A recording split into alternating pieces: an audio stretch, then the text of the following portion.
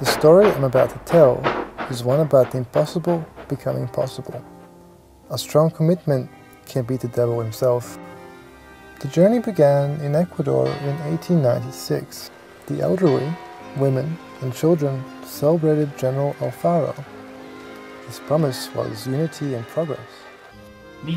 My dream, my delirium, is concentrated in this single word, railway.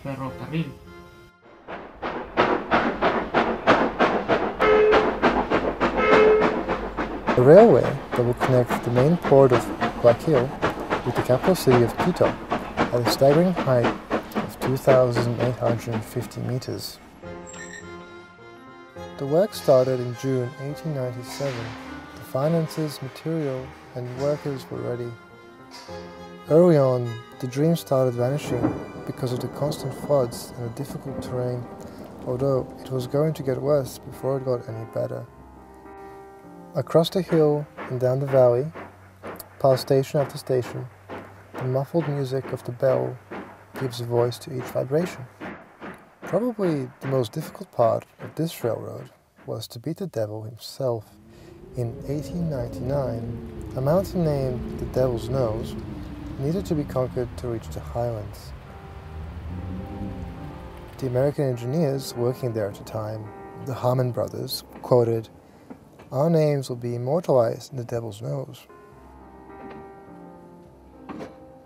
When Alfaro was told about the difficulties of the Devil's Nose, he showed his attitude towards the difficulties by saying, "Primero nos tomamos un whisky y luego vencemos al diablo."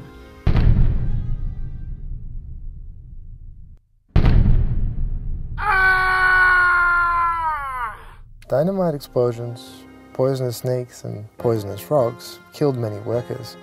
Diseases spread among them and the human cost was tremendous. In 1900, Jamaican workers were hired to assist the construction, and these workers also dreamed for better days in this new strange land. Out of the 4,000 Jamaicans working on the project, over 1,000 were killed.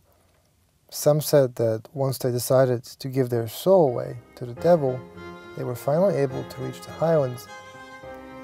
In 1901, the railroad reached Alasi, finally conquering the Devil's Nose and reaching the halfway point to Quito. The project was totally completed by 1908, and by the 25th of July, on the birthday of the General, the train reached Quito, Chimbacales Station. The celebration lasted 3 days, and the nation was unified by what came to be known as the most difficult railroad in the world. People were quoted as saying, "The train has finally beaten the devil and climbed to heaven."